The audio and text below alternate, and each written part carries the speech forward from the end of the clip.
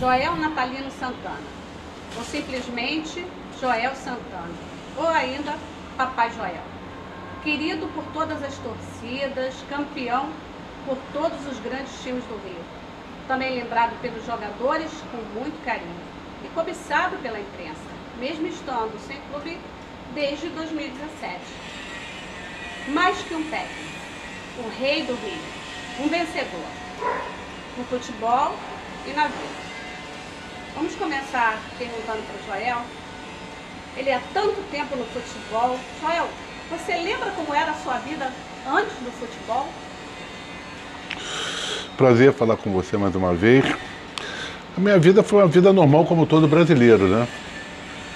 Suburbano, de olaria, com dificuldades em termos de educação, em termos de cultura, dificuldades em casa. Minha mãe era uma doméstica, normal, como todas as brasileiras naquela época, com a dificuldade de emprego. Meu pai era um servidor público e nós fomos construindo a vida devagarzinho, acima de tudo, com muita disciplina e muito respeito.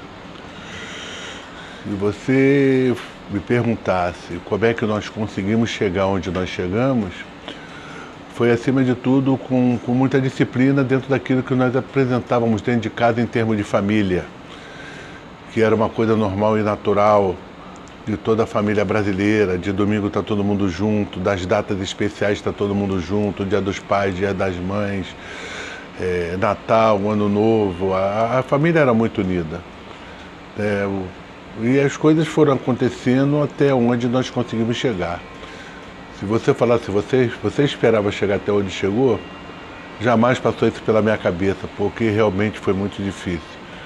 Pensava ser um professor de educação física, como eu sou, e galgar, acima de tudo, um contrato num colégio ou numa situação de emprego normal e natural, mas nunca chegou onde eu cheguei em futebol. Você, antes de ser técnico, foi jogador, inclusive jogou pelo Vasco da Gama, foi campeão brasileiro, foi campeão carioca. Eu queria que você falasse um pouco dessa época de jogador, quando você estava do outro lado. Na realidade, eu comecei no olaria. Comecei no olaria, ainda garoto, com dois amigos que nós temos até hoje. Um é o Dé, né? O outro é o Miguel e o outro era o Alfinete. Nós éramos de uma equipe de infanto juvenil. E com isso, depois, futuramente, nós, cada um, saímos para um lugar. Eu fui para o Vasco, o Dé foi para o Bangu e o Miguel e o Alfinete continuaram na olaria. Quis o destino que lá na frente, em 1974, nós nos encontrássemos no Vasco de novo, onde nós fomos campeões brasileiros. E nós tínhamos uma amizade muito grande, como temos até hoje. O Dé eu ainda encontro, o Miguel não tenho encontrado. Vira e mexe, às vezes encontro em algum lugar, mas muito difícil. O Alfinete não, o Alfinete sumiu, nós não sabemos onde o Alfinete se encontra. Mas foi uma época muito boa, quer dizer, eu fui juniores para o Vasco, infanto juvenil para júnior, e depois eu tive uma passagem muito rápida. Eu passei no Vasco, fui campeão carioca, em 70 fui campeão brasileiro, em 74. E aí dei uma passagem muito rápida pelo América do Rio, depois fui parar no Rio Grande do Norte, onde eu encerrei minha vida de futebol prematuramente. Porque eu já estava sentindo que já não ia me dar muito futuro. Eu tinha, como eu era formado e sou formado na Universidade Federal do Rio de Janeiro, eu já parti para outro destino, eu já fui me reinventar. E você começou a tua carreira de técnico em 81 nos Emirados Árabes, né? Como que foi isso? A história foi o seguinte, eu jogava no América do Rio Grande do Norte, e eu era formado. E com isso eu fui trabalhar no Estado e na Prefeitura. Dar aula no Estado e na Prefeitura. Surgiu uma oportunidade de eu ir num colégio estadual, dirigir uma delegação em Brasília. A coisa foi muito boa, a coisa deu muito certo. Eu voltei para o Rio Grande do Norte, depois voltei para o Rio, onde eu fui para o Vasco. Tudo começou no Vasco. Aí eu já fui técnico dos juniores do Vasco, onde eu já fui campeão. Aí minha vida já começou a melhorar um pouco. Aí eu fui campeão. Tempos depois eu fui para os Emirados Árabes, onde eu fui passar 1 ano, passei 4. E aí minha vida começou a dar uma decoladazinha. Eu fui para lá, passei 4 anos, voltei para o Vasco de novo. Estava dirigindo os juniores e o Infanto Juvenil, onde surgiu uma oportunidade no profissional. Aí sim, a minha vida começou a mudar. Então, seu primeiro título carioca foi pelo Vasco, né? Conta pra gente, assim, nessas idas e vindas, como foi esse primeiro clube que te deu oportunidade, tanto como jogador, como... A história é quase parecida como todos os clubes que eu passei. Na realidade, eu assumi o Vasco numa situação muito difícil, profissionalmente falando, na vida profissional. O Vasco com dificuldade no Campeonato Brasileiro, ia cair, e estava prestes a cair, e numa virada sensacional de 9 jogos, nós ganhamos 7 e conseguimos manter o Vasco na primeira divisão do Campeonato Brasileiro. Logo depois, nós fizemos uma equipe para o outro ano, no ano seguinte, e aí onde eu fiz uma equipe muito boa, onde nós já começamos a bater campeão. Aí eu bati campeão o primeiro ano, aí viajei para a Arábia Saudita, eu fiquei naquela ida e vinda. Vinha no Brasil, batia campeão, ia para a Arábia Saudita, aqui batia campeão, ia para a Arábia Saudita. E foi assim que as coisas foram acontecendo. E depois teve também o Flamengo, né? O Flamengo, que algumas pessoas dizem que é o seu time de coração. É isso mesmo? Meu time de Esse negócio de time de coração, os clubes que eu passei, eu tenho muito respeito, que me ajudaram muito. O Vasco, o Flamengo, o Botafogo, o Fluminense, o Olaria, e não posso esquecer do América, que eu tive uma passagem curta pelo América de 2 a 3 meses na equipe profissional. Esse valor eu dou em função de tudo aquilo que eu fiz nesses 50 anos. 50 anos, que é 30 como treinador e 20 como jogador de futebol. Eu não posso abrir mão do meu começo no Olaria, onde nós começamos descalço, e pela primeira vez eu coloquei uma chuteira nos pés. E nem sabia colocar a chuteira direita, a chuteira machucava pra caramba, tinha prego dentro da chuteira, foi uma coisa, pesava demais e o material era muito pesado naquele tempo. E como não posso abrir mão das equipes que realmente têm um carinho comigo, justamente uma delas é o Flamengo, por tudo que eu passei lá, por tudo que eu fiz. A torcida me trata com muito respeito, como a torcida do Vasco, como a torcida do Fluminense, como a torcida do Botafogo. Eu acho isso bacana, porque eu não tenho problema com as torcidas do Rio de Janeiro. Geralmente a gente tem uns probleminhas aqui e ali, né? Mas por essa minha passagem, pelo menos cada uma desses clubes, eu passei um momento difícil, como você sabe no Flamengo, tirando o Flamengo do rebaixamento, como você sabe no Vasco, como eu falei que eu tirei o Vasco do rebaixamento. Quando eu falei do Botafogo, que eu fui para o Botafogo, depois o Botafogo perdeu de 6-1 e nós fomos campeões. E como no Fluminense, o Fluminense não ganhava um campeonato carioca há 12 anos, nós fizemos um time que nós fizemos há 15 dias do campeonato e fomos lá bater campeão.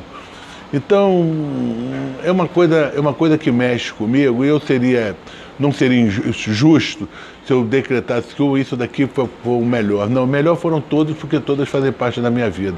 Filho, a gente gosta deles todos, a gente não gosta só de um.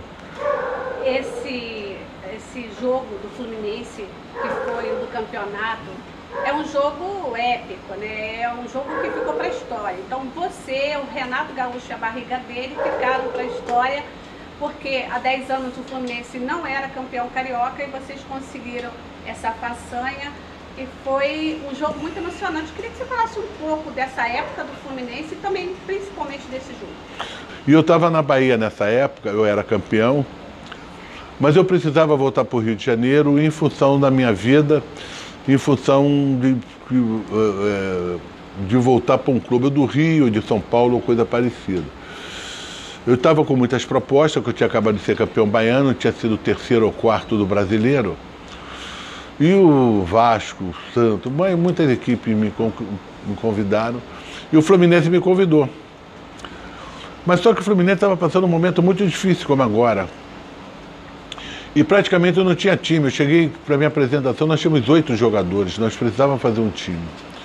E eu, juntamente com o Altair, né, que faz parte da história do Fluminense, nós começamos a fazer uma equipe. Então nós aproveitamos o Wellington, que era da base do Fluminense, o Ronald, encontrei ele agora há pouco tempo, ele era do Americano. Pegamos do Lima, no Esporte Clube Recife, gordo pra caramba. O Sorley nós fomos buscar em Curitiba. O Lira era do Fluminense. O Dejair era do Fluminense. E pegamos o Márcio Costa numa peneira que nós fizemos contra o Bom Sucesso. O Ailton estava desempregado, vindo do Japão. O Ezio estava no Fluminense. O Renato estava perdido em Minas, caiu de paraquedas aqui do Rio, nós aproveitamos, essa que é a verdade. E o Rogerinho estava na lista dos 11 condenados do Fluminense. 11 condenados que mandar 11 jogadores embora. E o Rogerinho era um condenado. E aí nós fizemos um time. Mas tem coisa no futebol que nós, por passar essa dificuldade toda, nós estamos marcado que nós precisávamos ir bem no campeonato, para nós darmos sequência, principalmente os jogadores que todos estavam com problema. E o Fluminense com problemas sérios financeiros. Aí nós disputamos um campeonato carioca, onde o Botafogo era campeão brasileiro, o Flamengo tinha um time dos sonhos e o Vasco tinha um timaço.